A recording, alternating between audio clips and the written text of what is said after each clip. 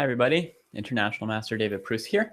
And today we're going to be looking at two games from the U.S. Junior Championships, U.S. Under-20 Championships, which are currently being played in St. Louis. Today will be round 5. And this weekend I found out that the tournament had started, and I glanced over at the player list, and I was really excited to see some of the participants. So let's grab my screen here. All right. And first up among exciting participants in this event is Xiong. He is a very, very high-rated grandmaster, the highest-rated 15-year-old in the world, and recently won the Capablanca Memorial, and also finished pretty well at the U.S. Championships this year. His first time playing in it, he had one more win than losses. So he's extremely good, and I was excited to see that he was playing the U.S. Junior this year. There's another grandmaster playing in the tournament, and that is Caden Troff, also very high rated.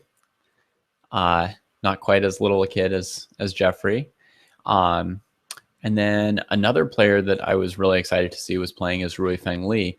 And Ruifeng is not a grandmaster in title, but in his play, he's definitely a grandmaster. I've looked at a bunch of his games over the past year, and he's been playing like a grandmaster for a long time. And now I would say he's even quite a strong grandmaster. And he recently tied for first place at the National Open, a tournament that's like full of GMs, and the Philadelphia Open. So I think he's already playing not just at a grandmaster level, but I think he's kind of approaching a 2600 level, which would make him at age 14, you know, one of the stronger 14-year-olds ever, maybe. There haven't been many players reaching 2600 level at that kind of age. I mean, we still have to see if he can reach it, but I think he's about 2550 FIDE by now, which is really, really good. And then we have last year's winner, Akshat Chandra. Oh, I guess I should have mentioned that the year before, the winner was Caden. So Caden's won the U.S. Junior Championships before. So I watched the games round 2 and 3, but I didn't yet do any videos on them yesterday. I was watching round 4, and obviously I had my eye on Jeffrey Xiong, who I would expect is a huge favorite to win the tournament. You know, I think he's about 100 points higher rated and stronger, probably, than Ruifeng and Caden. But last year he finished half a point behind Akshat Chandra, and anything can happen, but Jeffrey's been on a really good streak. His rating's really high. The gap at that level seems pretty significant. So I was thinking that Jeffrey is a huge favorite to win the tournament, and after 3 rounds he was in first place with 2.5 points out of 3 and playing very, very well.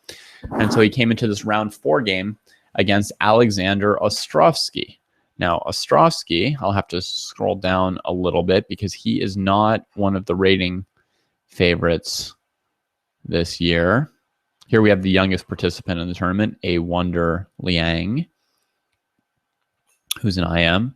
And here you have Ostrovskiy. At age 19, this is probably the last year that he can play in the U.S. Junior, since it's an under-20 championship. It depends exactly when they do the invites and all that. But he's a few years older than some of these super young prodigies. And you see his rating is 2,500 USCF, probably about 2,420 or so FIDE. So he is an IM, but he is over 200 points lower rated than Jeffrey. So quite a tough, quite a disparity really at that level. But Ostrovskiy had a decent start to the tournament. He won his round 1 game and he drew his round 2 and 3 games. So he was only half a point behind Jeffrey at this point, and one of the players with a score to be in the running in this tournament. So here is their game, and bishop b5 check is not at all unpopular against the Sicilian these days, avoiding some of the main lines like Najdorf, Richter-Rauser, and so on. The previous day, Jeffrey had won as black in an open Sicilian very nicely. So knight d7 is a little bit more ambitious or complicated than bishop d7. What's happening to my screen? All right. Knight d7 is a little bit more ambitious than bishop d7 because bishop d7 is sort of going to immediately do a bishop trade, right? And that simplifies things a little bit.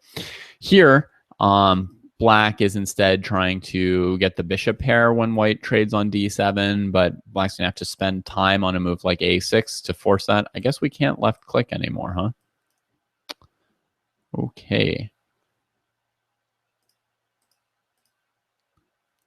That's going to make it harder to point things out. So any left click is going to do this? No. Okay. So black's going to have to spend time trying to get white to make this trade, and sometimes white makes it, and sometimes they don't make the trade. So things can get more complicated. As long as the knight is here, it's blocking the development of the bishop and queen a little bit. So if white doesn't have to take on d7, anyway, there's a whole bunch of different ways to do it. Sometimes white will play d4 right away here.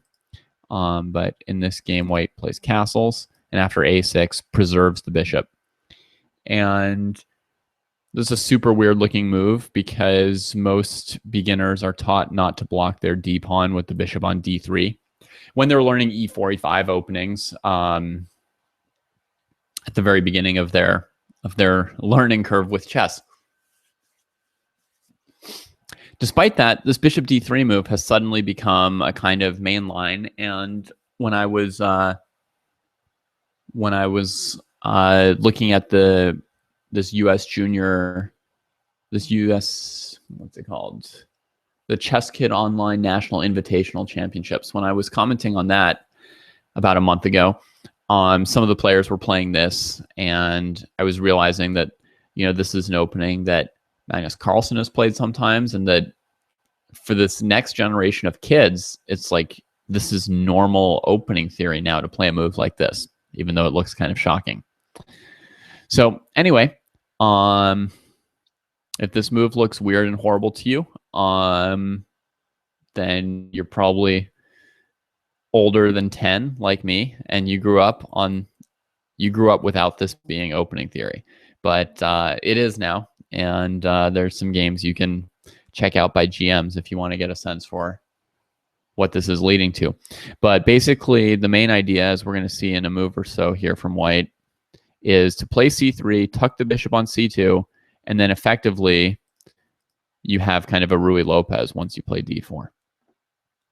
So b5, and a4, challenging the pawn on b5. So c4 protects it by cutting off the bishop, and now you still have to defend against a takes b5 because the rook's undefended. So next, bishop to b7. Now, interestingly, this bishop retreated to e2, which is like the square I would least expect the bishop to go on in this entire opening. You would think f1 or c2, right? c2 if you're trying to do the Ruy Lopez thing, f1 if you're just trying to get out of the way. Once black has played b5 and c4, this diagonal becomes quite important. You're definitely fighting over the c4 and b5 square, so it makes sense that white keeps the bishop on that diagonal. But why white prefers bishop e2 to bishop f1, that I have no idea. And I don't even see what would be so bad about black playing knight e4 at some point, but we'll see about the opportunities. I guess here, if knight e4, white takes on b5, winning that pawn and then threatening bishop c4. So it really cuts it off. So black protects the c pawn like this, and now white can break with either b3 or d3, right? But this pawn seems to be under serious pressure, d3. All right, and now we actually get a pretty standard Sicilian pawn structure here after the trade on d3. Went through this, played this sideline. It still reached a familiar structure from the black perspective. So if you're playing black here, you should still know what you're doing. Like, you should feel comfortable with where should my pieces go and what am I trying to do. You've played the move b5, which is typical in the open Sicilian, gaining some space on the queen side. What's different here is that white has played a4 and traded on b5, which doesn't often happen in the open Sicilians. So now you have to keep an eye on that b5 pawn, but it does happen sometimes.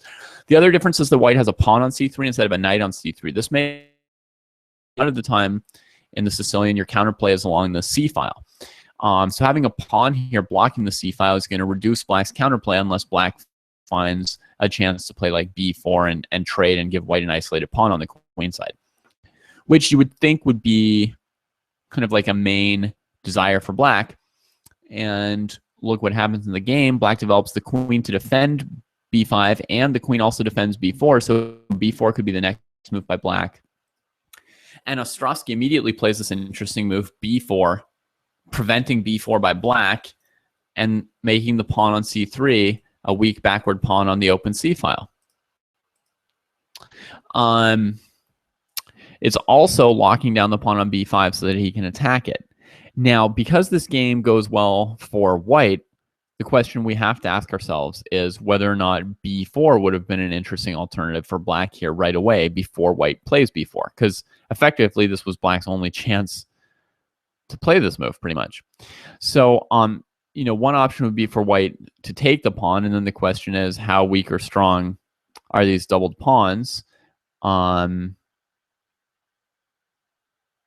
answer is not super obvious because there's no immediate way to win this pawn back. If you play queen to b6, white can put the pawn on b5, which is a square where the pawn can be defended, unlike b4 is a kind of weak square for white, but b5 is fine. He can defend it there. And alternatively, if you play d5, opening this attack while doing something important in the center, white would play e5. And you can't take here because of this threat, and this knight doesn't have a good square to move to. Maybe oddly enough, black could play knight h5 here. That might be something that could be looked at with the idea of getting out through this square. And this could be complicated. White can again preserve the pawn for a while like this, or perhaps forever, and the struggle goes on. But I wonder if this might not be an interesting yet weird way for black to play it with this move even. Then here, knight f4. Now we've at least solved the problem of this knight. It didn't get sent back to g8.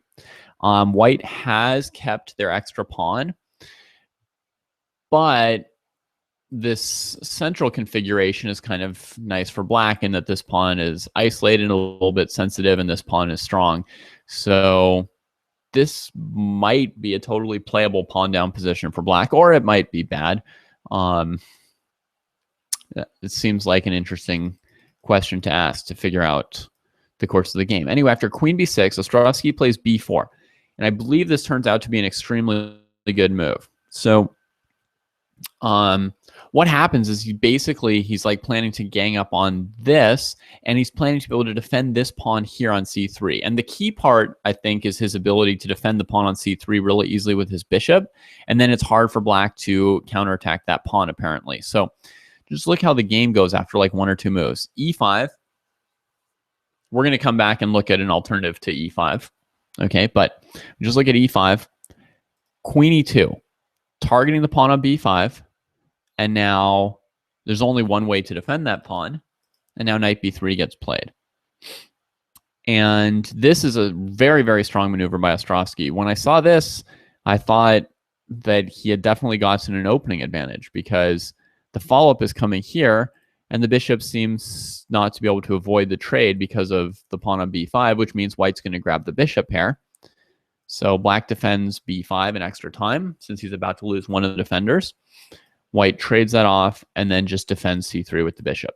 And here you see this structure that looks like it's going to be really, really hard for black, in my opinion. The c pawn is easily defended by this one bishop. This pawn is harder to defend. White has a plan here of rook to a1, rook to a5. And also, white has the bishop pair in case black tries to break open the game with d5. The bishop pair may favor white.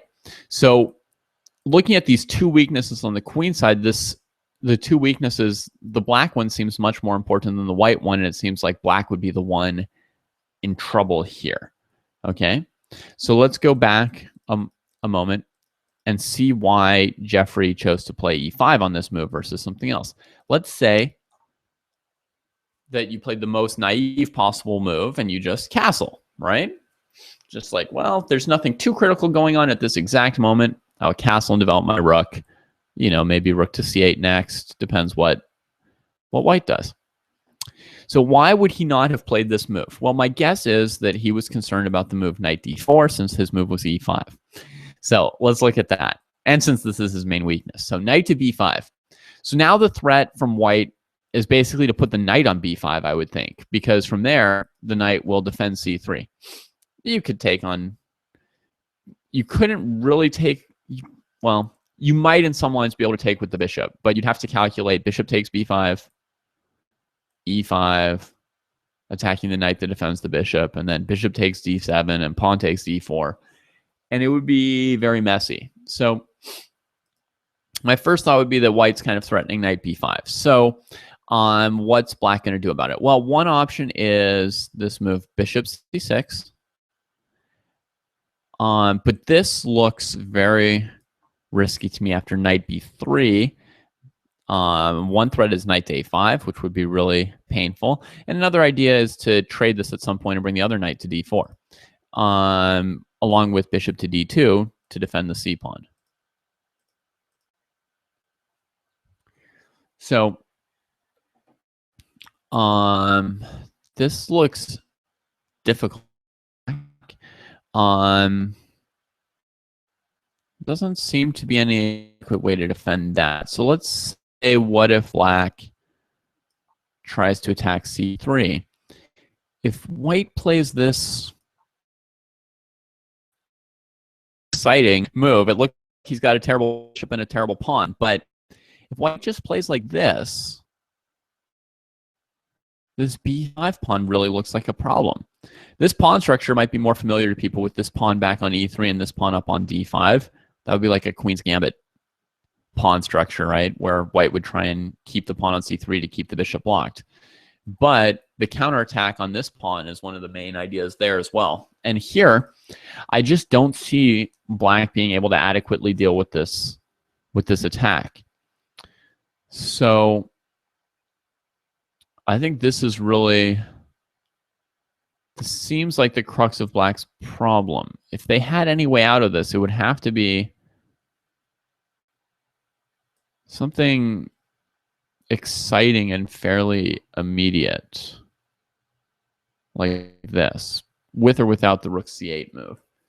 And white's going to play e5, I would guess. You know, it's not especially desirable for them to trade, bring this knight to a great square attacking this, and develop the bishop. So we're going to guess that white would go for e5. Now, if the knight comes back here, it seems like black should just be down a pawn and in a terrible position. Right? This bishop's not good. Everything white has is defended, and they're up a pawn. So let's say we try and mess around with this. Knight takes, pawn takes. Does this offer black anything great? So now if bishop takes b5, knight takes e5. This is not entirely clear. I would say, this version. We still have the bad bishop. We're not up a pawn yet as white. And black has an option at some point to maybe just throw the knight into d3. The idea being, you know, if white takes on d3, they can win a pawn, but they open up this really powerful bishop. So that's an option of something black can do. There's also no rush to do it. Black can play bishop d5 and put a piece on c4. So I'm going to say this is not that clear for white. So other option would be to take on e4 instead. So now, should black simply trade? They're down one pawn. It looks like a bad pawn, looks like a bad bishop, but still, it seems like white has everything defended and can keep attacking b5 with queen e2 while overprotecting e5. It seems like even though this bishop should be bad, it just keeps the pawn defended, and white gangs up on b5, and the position is very bad for black. Be my first thought. I would also wonder real quick about a tactic like this. Trying to get our pawn back.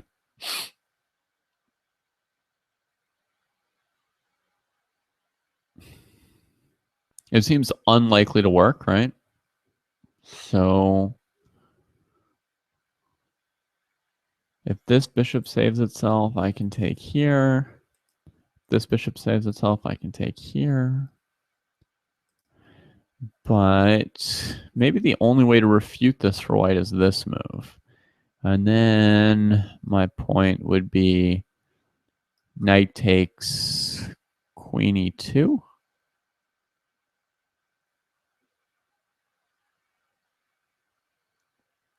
Or should I go somewhere else?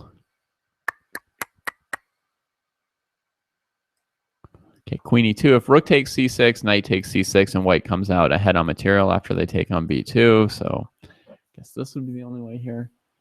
Wow, this is not clear at all yet, right? Because c3 is hanging. So, does white have any way to refute this move? This is pretty critical. You know, you can defend both bishops with queen a1, but after knight takes here, I don't think white has anything special. Huh. Maybe this isn't refutable. I assumed there would be some kind of trick for refuting this. Oh, maybe bishop h7 will do it on the other side of the board. Let's have a quick look. Check here. And now here you go. Rook takes e5. I could also bring the queen in instead if that seems better. So I can do this. So b5 is under pressure again. Bishop here. I mean, potentially black could have great compensation for being down a pawn here, right? Because this is your extra pawn, and black's bishop pair is now looking very impressive compared to this. So if white wants to be okay here, white would need something tactical to go their way. Some kind of follow-up here. You know, some knight f5, some rook takes d5, something. Queen e2, just trying to win this pawn.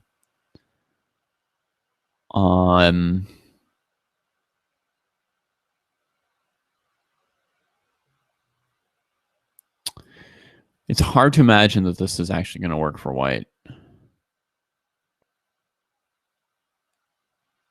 The black bishops and pieces in general are just so good now.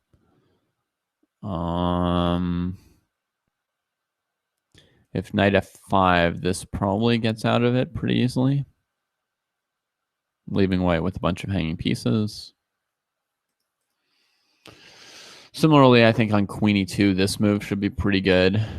Sort of starting to look at these things. So check here, try to take my extra pawn, and then bishop d4 refutes that.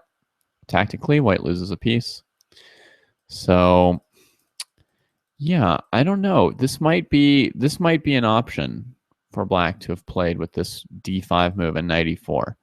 Hard to foresee all that, but that's a major option. It could also be calculated on this move here without the rook out. And then here, a similar variation would be crucial. Now there's no knight e5 because there isn't knight c4 attacking this. So this seems like it won't work now. So maybe that rook c8 variation is crucial. And then, I mean, it's also an option for white not to defend c3 with the bishop move and to play here. This should also involve some complications.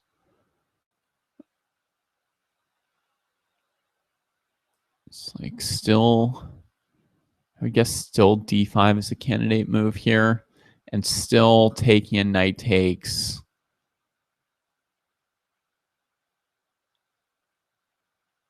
Looks tricky. I mean, it might be fine for white. And again, e5, this becomes a possibility. Attacking here, and this, the bishop can't take on e4 because of b5. So you go this way, and black could get e5.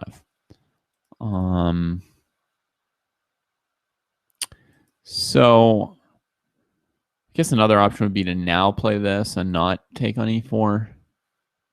That could be an option too.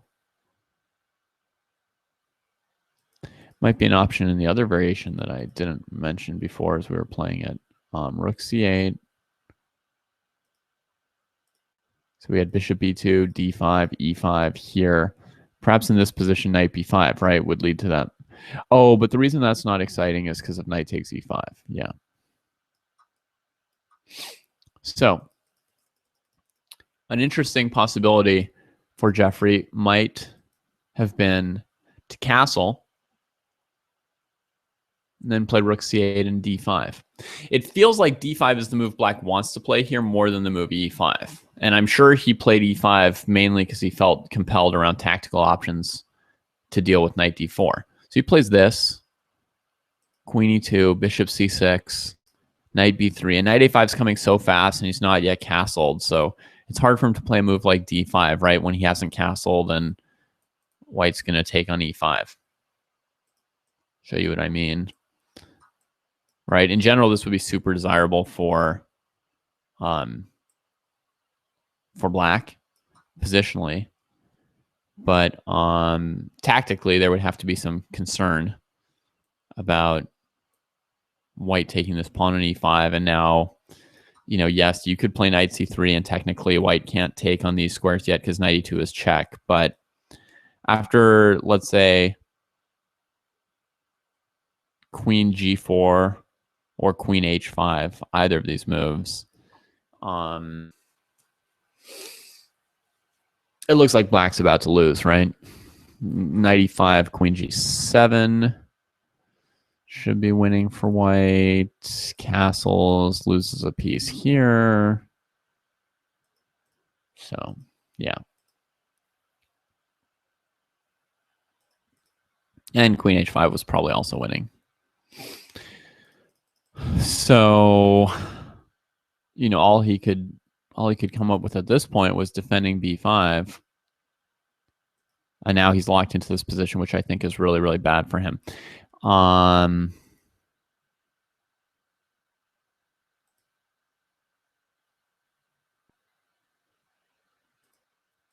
So the game pursues like this. Black eventually breaks with d5. It's kind of the only thing they can do, but it doesn't help that much.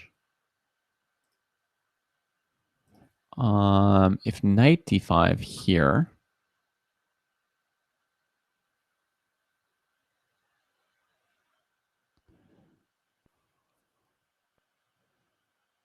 that could be a potential improvement.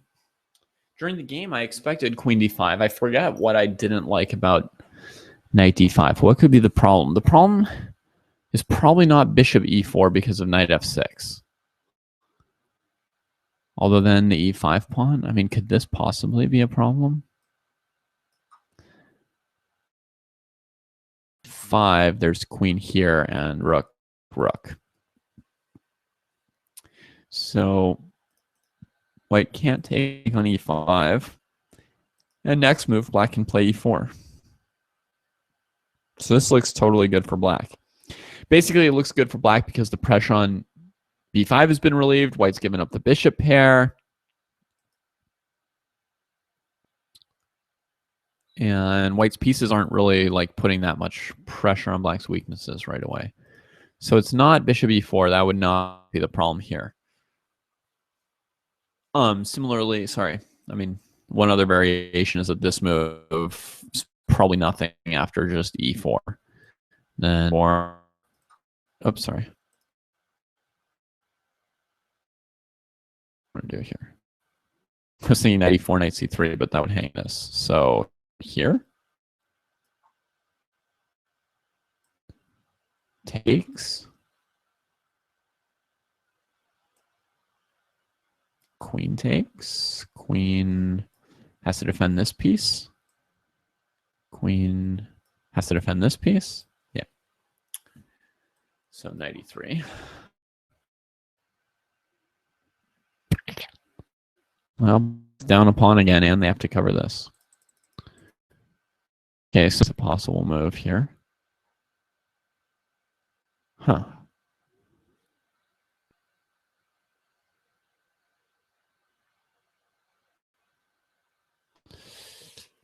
It feels like this won't be that great, but maybe white still has something. I mean, it's taking the bishop off of actually attacking a weakness in order to set up a pin that doesn't really do anything. I mean, it's just wrong. We're not going to look at this too long to find out what's wrong with putting the bishop on f3. It's just wrong. It shouldn't be there. Black can just step out of that pin. So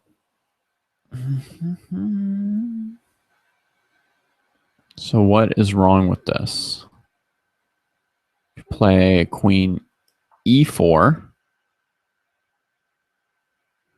So now if this knight moves, you hang the queen. If this knight moves, you hang queen e5. I don't know that I'm really threatening anything. Knight h6 check to checkmate here. Queen takes h6, and the bishop's on it. Yeah, okay, so I am threatening knight h6 like I wanted to. So white threatens knight h6, check. Black can't move the knights, so something like g6. Take.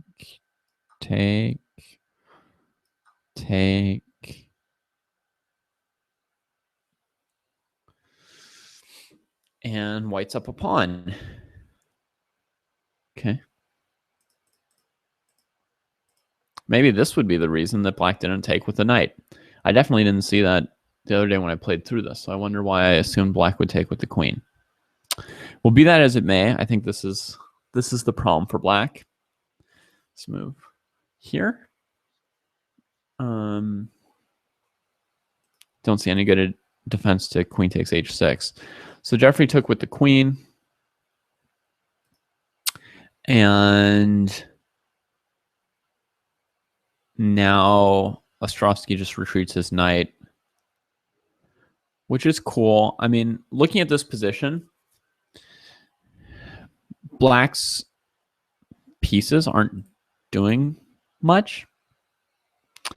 The knights, the bishop, like none of them are attacking any targets. None of them are tying white down. I mean, for black to have an okay position here, all they would need would be to maybe have a knight on a4 so that c3 is under similar pressure to b5, right? But none of the black pieces are really in position to do anything. So when I was thinking of what would make black's position okay here, one thing would be if they could somehow maneuver one of these knights to an active square without dropping e5 or b5. But it's hard to move those knights, right? This knight moving drops this pawn immediately. The pawn can't come to e4 because of knight e4. And this knight doesn't have any moves right now. So this move here might have partly been played to prevent black from playing like a pawn sack with e4 in some position where white has to give up the bishop pair and then black brings out their pieces and draws the endgame after sacking the pawn, maybe. That might be one of the things it was aimed against. The other thing is when I'm thinking of things that could make black's position better, one would be g6 and f5 and e4.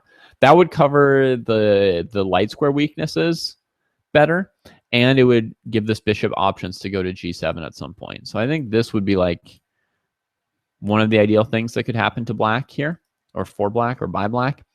And knight g3 sort of steps out of the way of g6 coming with a tempo. Meanwhile, the real problem with trying to play f5 is that you can't move this knight, and you can't play f5 as long as the knight's on f6. So it's really hard to do anything for black here. And Jeffrey's basically just waiting with his queen, doing nothing for a few moves here. And that makes sense because I don't think there's anything he can really do. At least the queen is trying to prevent probably white from going rook to a1, rook to a5 would be my thought. And it's also, in these positions, if white now plays rook to a1, the queen being here might give black the chance to play knight to d5 in some case and have like an actual threat on c3. And we'd have to calculate this and this and this, hitting the rook on b8, and this and this. We'd have to calculate something like this and see how good or bad it actually is. But I would say if we look one move further, we might be able to see this. There's this bishop h7 check. It's important. Come back here. How's this working out for black? Not that amazing.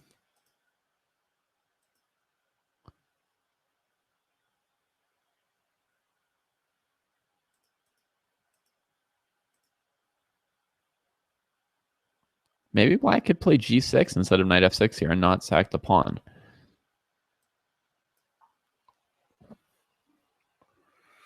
So now the danger is this piece, but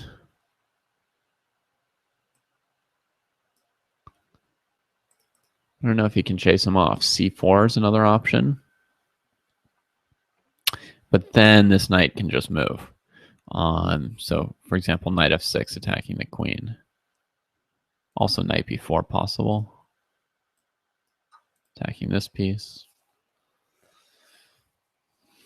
Yeah, it doesn't seem like black would be losing. So the queen here vacates a possible square for the knight that had nowhere to move and gets in the way of the rook a1 type stuff. So actually, I mean, I think Ostrovskiy comes up with the major way for white to make progress correctly, I think, which is he goes bishop to e1 at this point.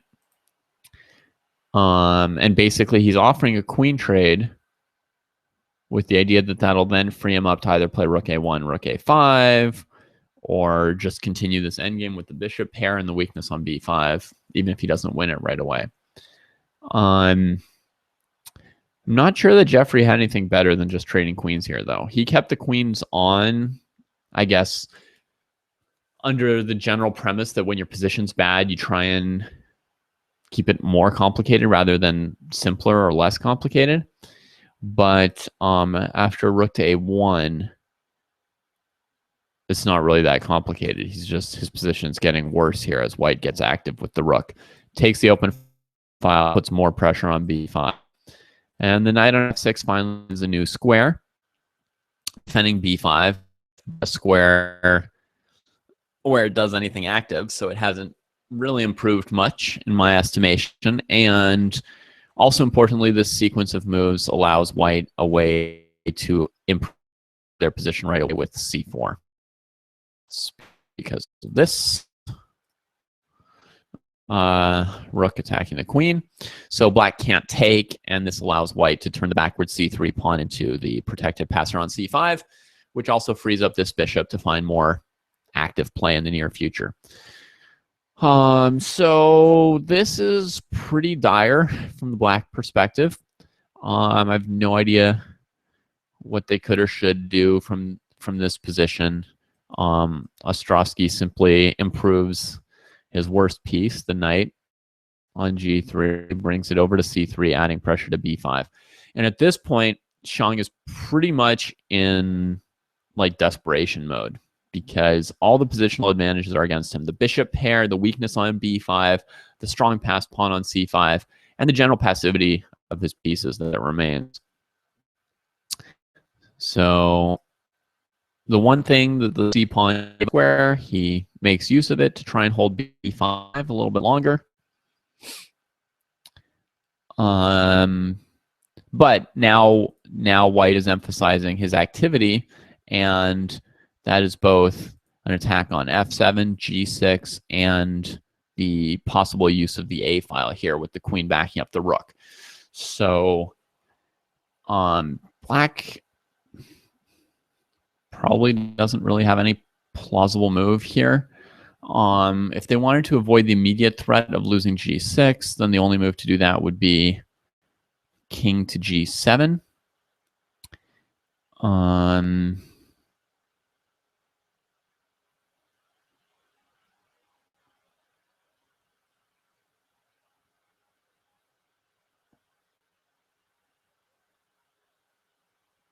Let's see here. One option would be to switch this bishop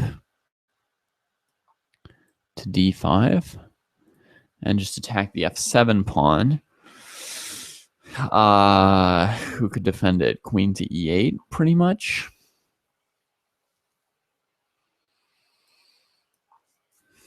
So now, I'm not saying it's the best white has, but one sort of potential threat is bishop f7, queen f7, queen f7, king f7, rook takes d7, check.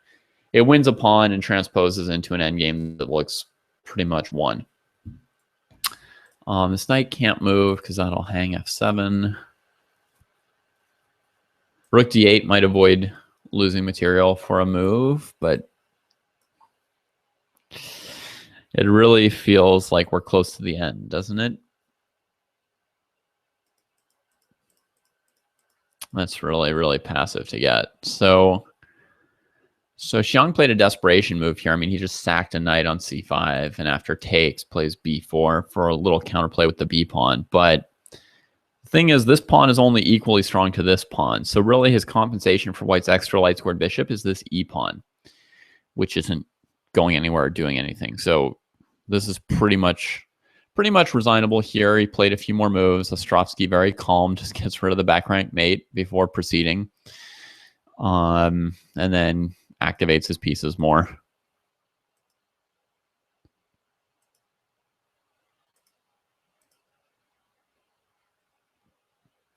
And he's just carefully controlling all the squares and up a piece.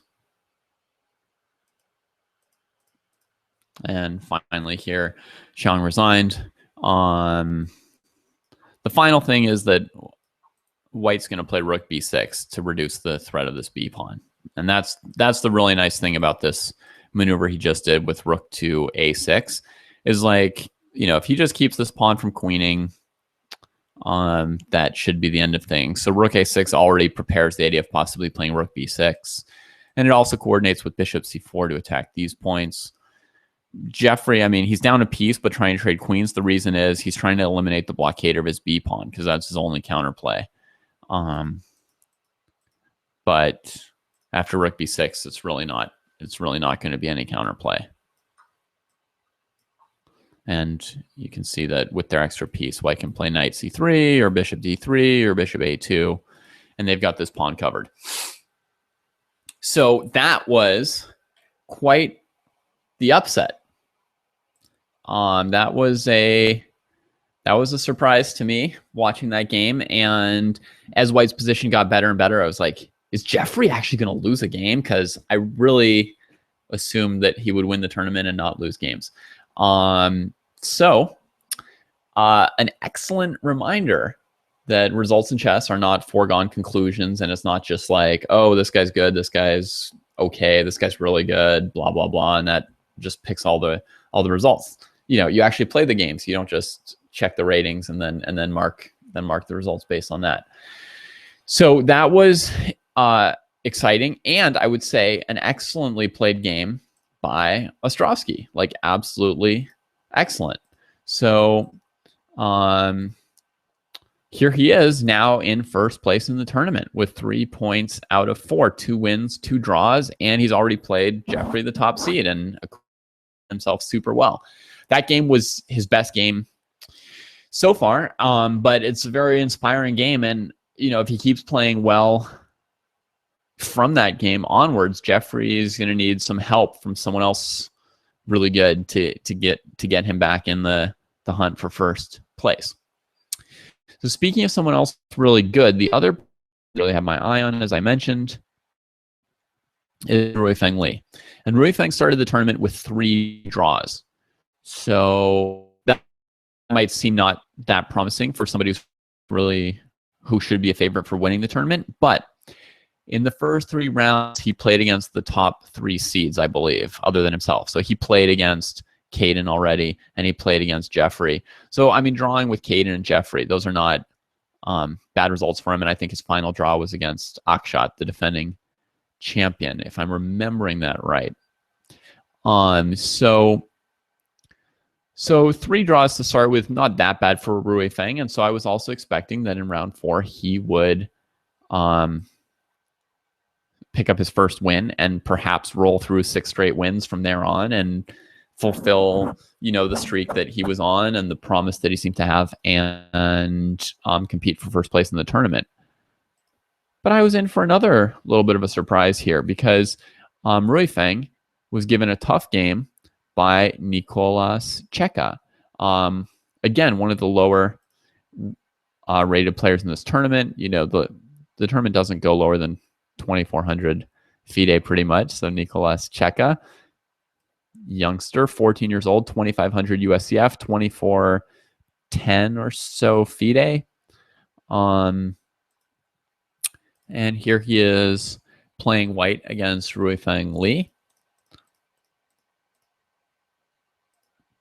And so Queen's Indian, and Ruifeng plays a slightly unusual G6 double fianchetto line.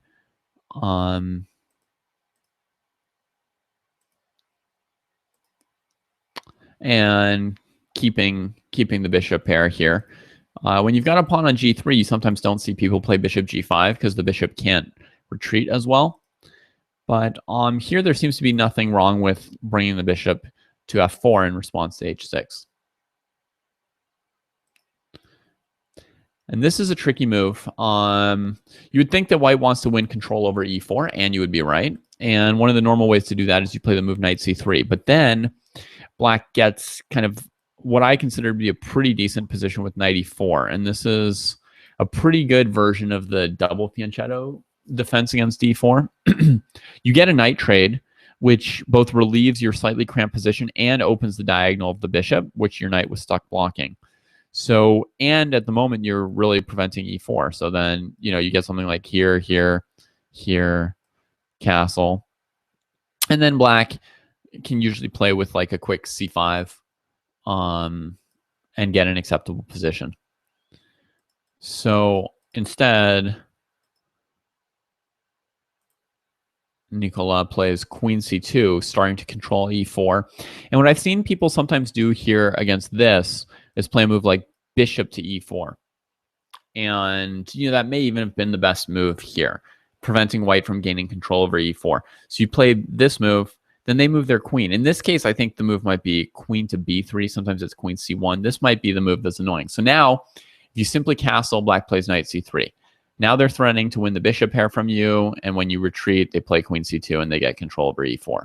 So usually after bishop E4, you make them move the queen, and then you retreat the bishop on your own again. And maybe here, the question was whether white themselves can play some version of C5. That might have been what Ruifeng was wondering about when he didn't go for this bishop E4 line. So C5, it coordinates with the bishop and the queen to maybe put some pressure on black's structure. But I don't know how bad it should be after this move. I think it seems like it could be all right for black. The other version white could do would be knight C3 first, like trying to stop that bishop D5 move, then knight E4. Stopping queen C2, and now C5. This would be another version of this. And then knight takes, pawn takes, bishop d5, c4, something like that. Or black could now just castle and leave that as it is. I don't think it looks that terrible for black, so I don't know exactly what Rui Feng would have like feared here, but I feel like this is an important technique to be aware of and might have been the best answer here. In the game, he just keeps developing, and now white plays knight c3, and they control the e4 square. And so in this position, black doesn't really have a way to stop white from playing e4 at some point. And then I would guess that white would have kind of a pleasant opening advantage. But white really takes his time with it, and Rui Feng uses that time to make a pawn break. And now we get some trades. Oh, sorry. Went too fast. So now, after knight takes e5, yeah, I mean, he could have played d takes e5 possibly. Then again, we have to calculate knight e5.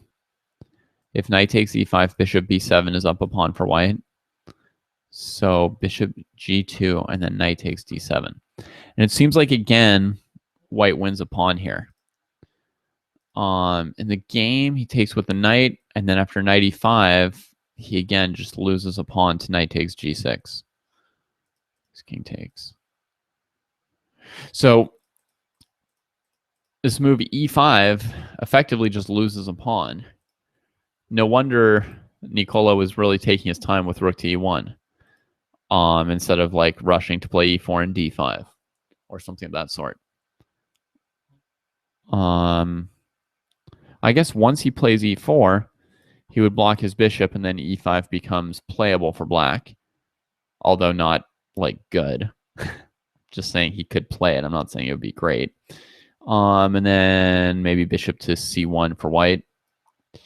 And I think white still has a pleasant advantage here, unless I've miscounted the 3 attackers and 3 defenders on e4. This move is going to open up the bishop on g2. So, yeah, it's still playable for black. But I definitely like white's position with the extra space and the potential to at some point play knight b5 or knight d5. Seems nice for white to me. A lot of times when you get this kind of a pawn structure in the King's Indian defense, this pawn's on b7 and this one's on c6 to stop the knight hops. And then that means the d6 pawn is undefended by pawns, and so that could be something for white to try and attack, but it can be hard for them to really get at it with many pieces. So that's a structure that you'll see more often than with the bishop here. With the bishop here, I think black's in great danger of one of these knight hops being good. And c6 is less good now with the pawn on b6, because then it's 2 pawns for black to defend, and his bishop's sort of blocked in. So I don't think there's anything wrong with playing e4, but after rook e1, Rui Feng loses a pawn. I guess he didn't really know what to do with this position. It looks like a tough or, bad position for black at this stage. Looks like he couldn't go for the c5 break because of simply taking and then bishop d6. So kind of hard to offer really excellent advice. A move like rook a d8 could even lose a pawn to knight b5 in some cases. Yeah, just not a very good position because he's cramped in and he can't really move his pieces very much or do much. So, So e5, d takes e5, knight takes e5, and so here he lost a pawn. And black is like down a pawn and without counterplay, still a little bit worse in terms of the possibilities of knight b5 and knight d5 here. So I would call this like +1 pawn plus the slightly better position, and I would say Carlsen could score close to 100% in this position as white.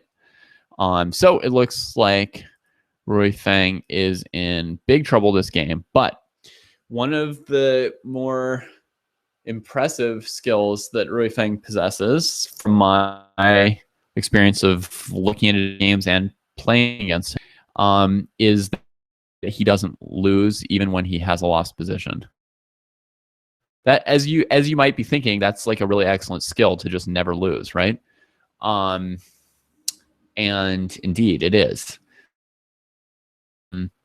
I believe that Rui Feng has a lot of experience in bad positions, because I remember seeing some games of his maybe 4 years ago, even when he was 10 years old.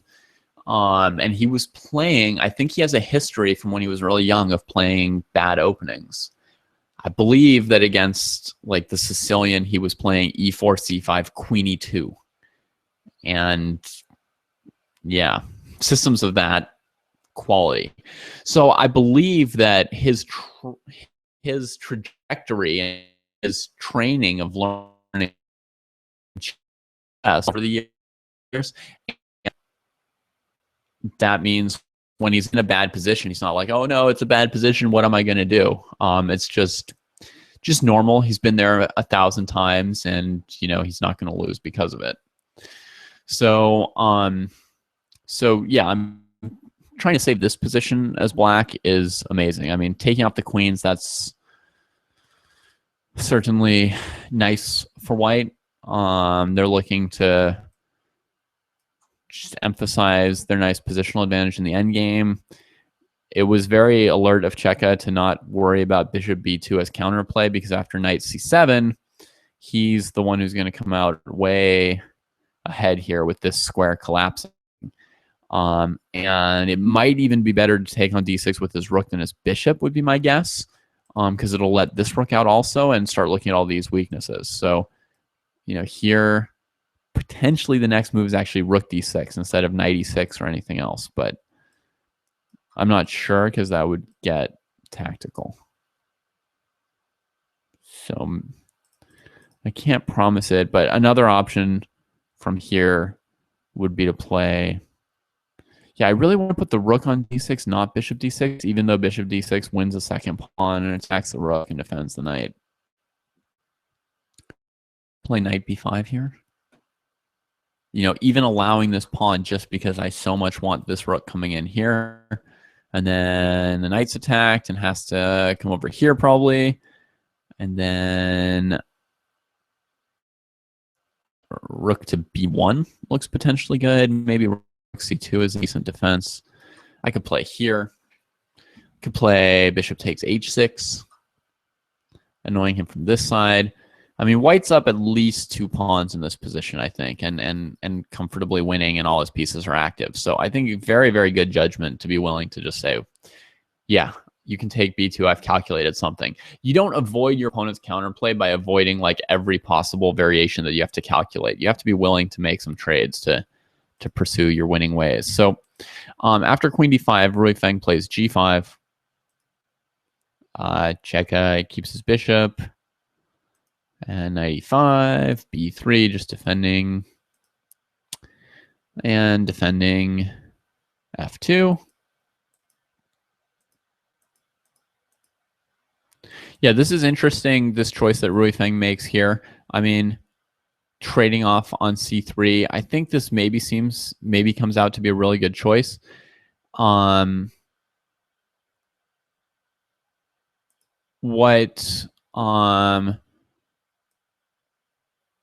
What Checa was going for was get him to retreat like this, then trade the queen, then play e3.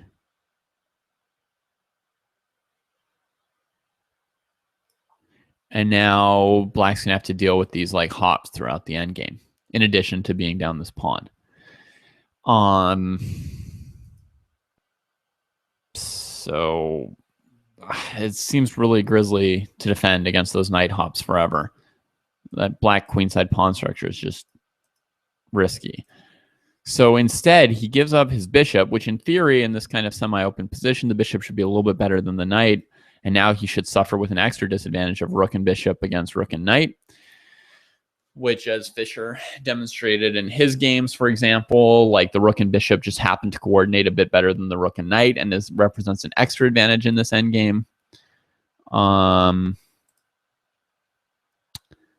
But he gives that up in order to avoid the simple plan for white, right? The easy way to win the game of like knight b5 or knight d5 at some point. And now white's going to have to show the skill of how the bishop fights against the knight. So this is a good move, trading a rook.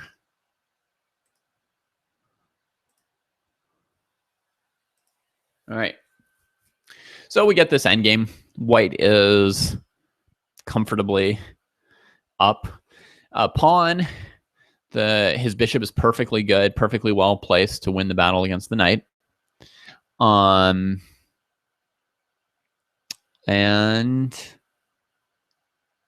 yeah, everything looks nice. I think here Checa maybe plays an inaccuracy with the move g4. This move is designed to keep this weakness, keep these weaknesses on h6 and g5 pinned down so that he can attack them later. Well, is there anything wrong with trying to pin down these weaknesses on dark squares that your bishop will be able to attack? Absolutely not. That's a perfectly good idea. But here's the thing. You didn't need to pin them down. They were already pinned down by the fact that black has no way to improve these pawns at the moment. Black's not going to play g4 because you can take it. And they're not going to play h5 if you play the normal good move for white here, which is developing your rook. Because after h5, you would have rook to d5, right? So he can't overextend these pawns in that way. So I think g4 here is like a wasted tempo. Now, obviously, in the end game, tempo is not always as important as in the opening or the middle game or in an opposite side castled position. But still, I mean, your rook's not defended, is not developed, and that's like half of your army here. So it seems like you want to prioritize getting this rook out, getting it up here. And then you can look at your options to play g4 or h4 or something else. It's also developing the rook sooner is going to give you more options to deal with possible counterplays from black on the queen side. And it also takes away knight d3. So that's one other move you don't need to worry about. So I think that would be a stronger move. g4 was played, king f7, now rook d1, a4, b4, knight d7. Okay. So we get here. Yeah, I mean, in terms of dealing with this, white didn't have a lot of other options for dealing with this counterplay. You don't especially want to trade and isolate your pawns, right? The black rook can attack your a pawn from here. So at minimum, that's going to be annoying. You can avoid changing the pawn structure if you play this move, but then you have to make this piece trade. Now, black's going to the d pawn still keeps white's rook from getting more active, and because it allows them to put the rook on a b8 to attack this in some cases. This rook and pawn ending, I don't know whether it's, you know, winning, drawn, or whatnot, but it seems to me I would actually probably seize the open a file first.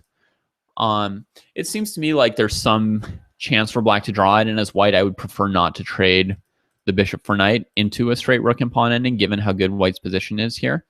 So b4 makes sense, knight d7. And now Rui Feng has given Nicola something less pleasant to figure out. How do you want to handle these newly loose pawns on the queen side, right? Like, is black going to play rook to e4? Is black going to play a3, c5? Are they going to move the knight to e5 and attack c4? And then are we going to trade into the rook ending or defend the pawn with our rook? Like, how are we going to handle that? So there's some annoying interactions going on now between these pieces. Between the bishop and knight and these queenside pawn structures. So you can see how time could have been of the essence, even one tempo, in terms of this g4 move, for fighting over here. Yeah, it's annoying to have these pawns undefended, and it doesn't feel like white can necessarily avoid making some concession as things go here.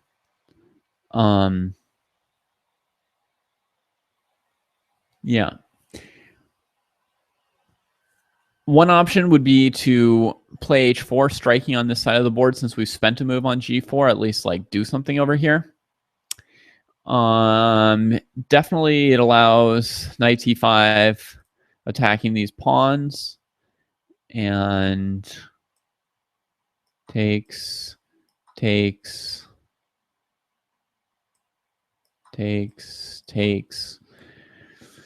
Wonder if white can, we have to wonder if white can win this one. So let's just look. Let's look if he can. Rook d5. If black trades, I think this is lost for black pretty clearly, this king and pawn ending. If he plays rook e4, then takes is a bit messy because black's going to go get serious counterplay with this a pawn. Often in rook and pawn endings, I'm happy to make this kind of trade because now, you know, I've got enough pass pawns that I can definitely win. But here, this a pawn has gone pretty fast, and I'm not convinced that our pawn mass is going to beat the single a pawn. So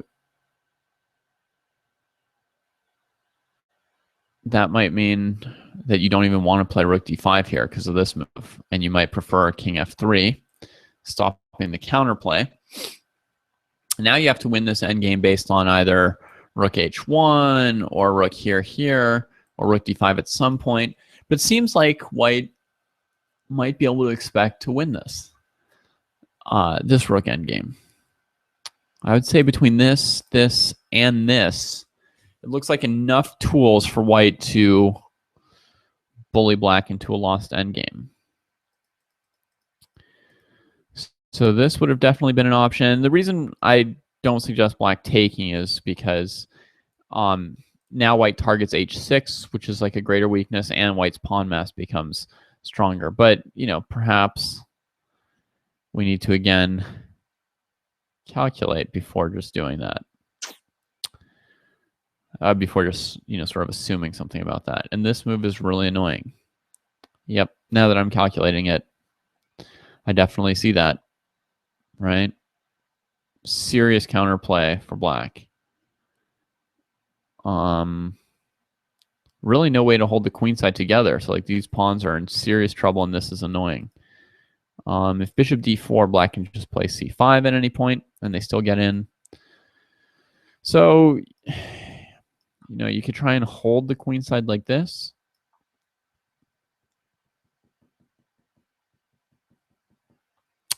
But it looks like there's no way to hold the a pawn.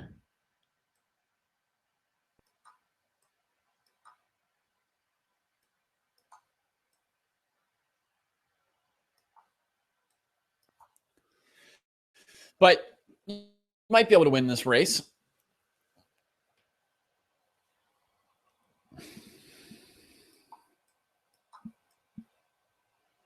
Oh, whoops, sorry. Play f5 right away, right? On c5.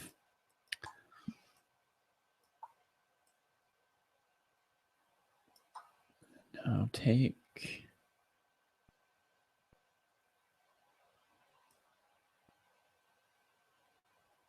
This feels winning for white, probably. The ability of the bishop to sack itself for the a pawn at some point while running the kingside pawns. Maybe actually white could win this thing.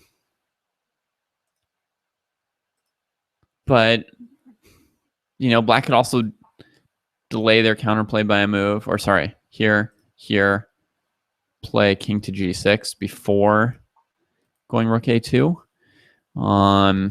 So that's still coming. So white needs some strong play on the king side. I don't see anything super fast. So again, this definitely is some annoying counterplay. There's also a possible move c5 coming. The bishop's a little bit low on places it wants to go now. Yeah, it just doesn't seem that comfortable. So what does that leave? Well, Checa plays rook d5, activating his rook, and then brings the bishop to d4. I don't know that the rook is better on f5 than d5. So maybe he should just play this move. But it's also not clear this rook is not going to be a little bit stuck here. So let's look at this move as well.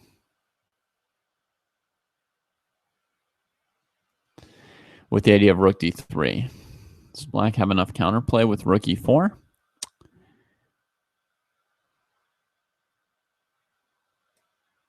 Rook d4. That seems to handle it. It looks like white is now coming out ahead here.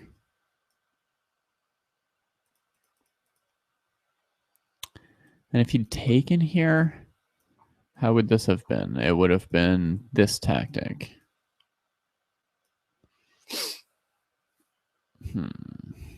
Now maybe c5 instead of knight c4. Because knight c4, this endgame looks difficult for black. Down 2 pawns, rook c6. But maybe just c5, freezing things as they are, and preparing knight c4. And white can't cover both of these. Yeah, so he doesn't take it. Plays bishop d4. Oh, sorry, he plays rook f5, king g6, bishop d4. Now c5 comes. This move wouldn't have been possible if the rook had stayed on d5. And now rook e4. You can see how we had a position that was kind of like a paint by numbers endgame win, and now we have a position that's like all these tricky things to figure out. And that brings the rook back to d5. King f7.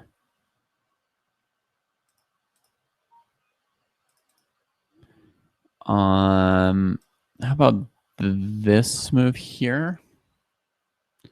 So if rook c4, then you can check, come back and defend the bishop, takes bishop here. Black's counterplay won't be enough here to cancel out this bishop. White's going to win. So on rook d6, he must be planning king e7.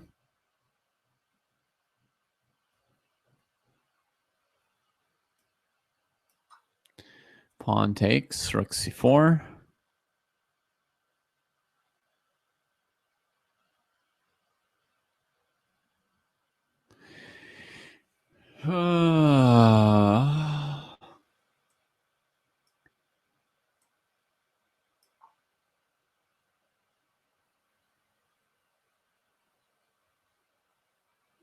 All right, so pawn takes. This actually suddenly looks like a winning position for white, doesn't it? This sequence. Let's just check the tactics around this again for a second, okay? So the thing is, okay, so we're trying to, take an extra pawn. We're just trying to come out ahead of material in these trades. So here and now we take. So now if black takes with the knight, your rook is attacked, but you can take here, and then here play bishop to b4. And that seems essentially winning. Yeah, that wins. We have time to take on a3 and h6. So can't take with the knight. Could take with the pawn.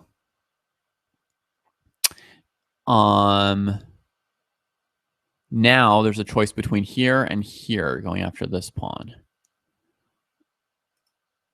Well, let's try this first. Here, here, here. So now black only has 1 pawn left of counterplay. The bishop's good at controlling it, and white's up 2 pawns. This seems winning. and without even looking at refinements like bishop g7, which aims to also play this and this. Yeah, it seems winning. So that's why here I tried rook takes c4 for black the first time. But then this bishop g7, I like that move. Okay, so black's pretty much got to take on c5 now. So the first time I tried pawn takes. If knight takes, then rook takes, rook c2.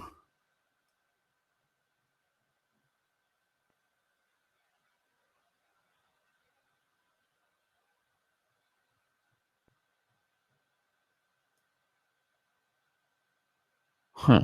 Now this, okay, this line looks important because this here black has like a couple possible counterplays like knight e4 and rook a2. And the knight is controlling the rook getting behind this pawn.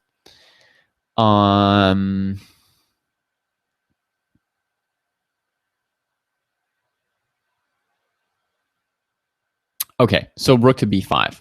That's the nice play, I think. It basically gets the rook back involved in things. It can get behind the pawn, and I'm preventing knight e4 with rook e5. I think. I could double check that I can actually win this thing, maybe. I can't. Okay, not so clear. Hang on. So knight here anyway, maybe.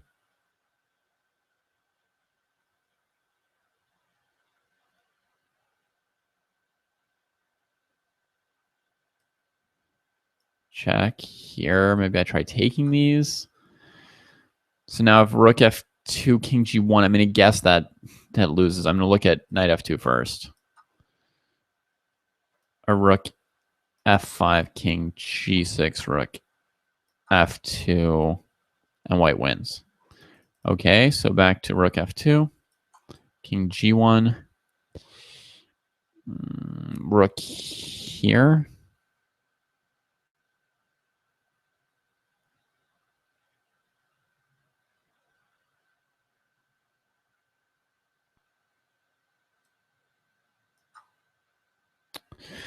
But this seems lost as well for black.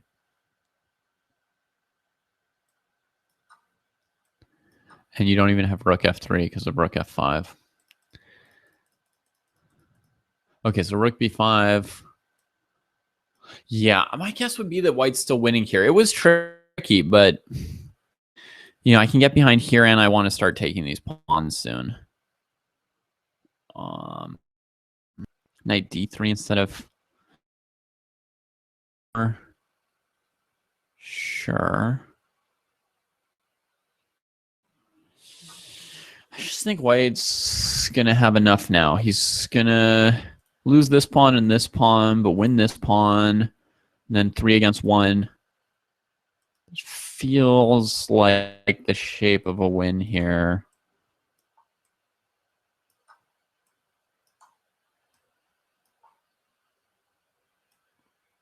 Maybe this is still tricky to play, but it should be close to winning. That gives black some chance to make it tough on white. But I think this is the right sequence that we found here. Rook c4, bishop g7. So we looked at knight c5, we looked at pawn c5. We did not look at rook takes c5.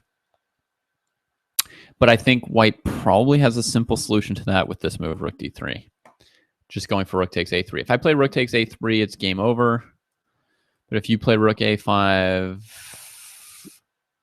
sorry, you're not black, obviously.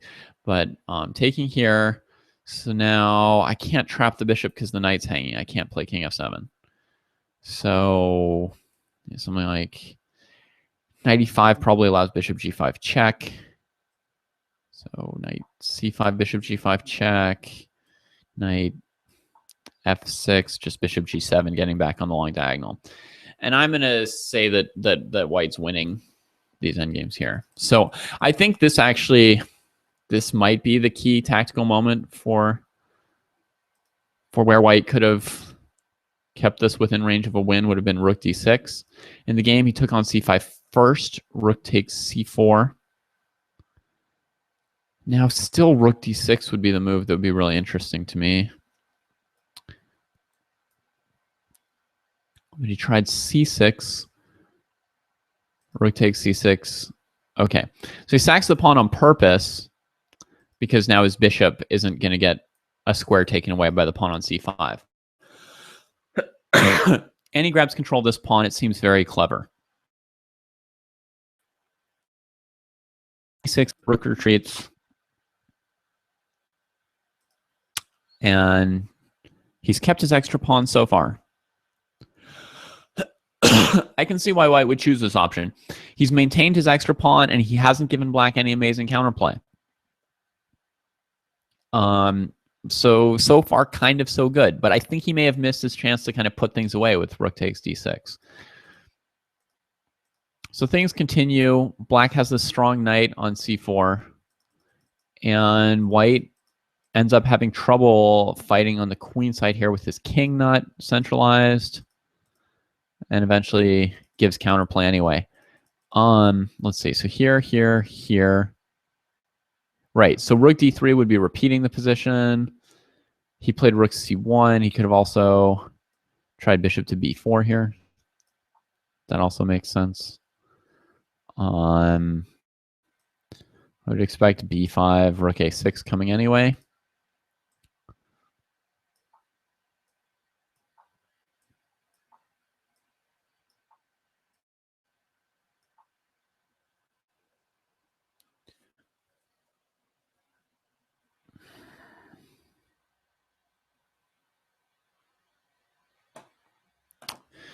Yeah, I mean, black is still hanging on. To me, it's not so clear that you can win this one.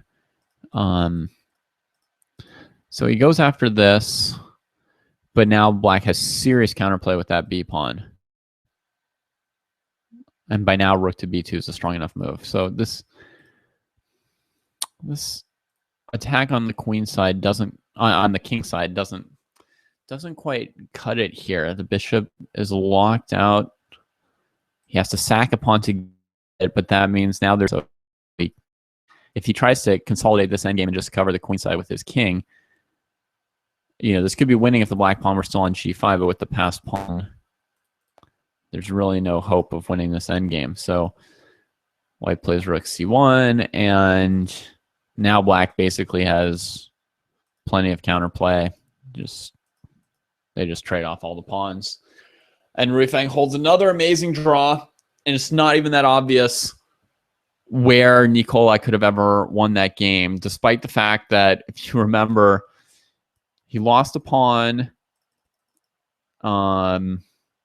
basically straight out of the opening here. I mean, this is like as bad an opening position as you could get, right? Move 15, down a pawn, positional disadvantage. Checa immediately goes and trades queens and has this endgame here very quickly that looks like essentially like a winning endgame. And then Ruifang just draws it. So with 4 draws, that leaves him in the hunt for first place here. A point behind Ostrovskiy, half a point behind Jeffrey Xiong and others. So now I will bid you adieu with that analysis of yesterday's games, and can go and watch today's games and see how things are going. The pairings today, let's see if I can call them up here. Key pairings. Well, they're all key pairings, actually. I guess it's just exciting seeing all these young players playing and see who's going to come out on top in this battle. But yeah, if there's any cool games today, maybe I'll do a video about some of them tomorrow. All right. Bye.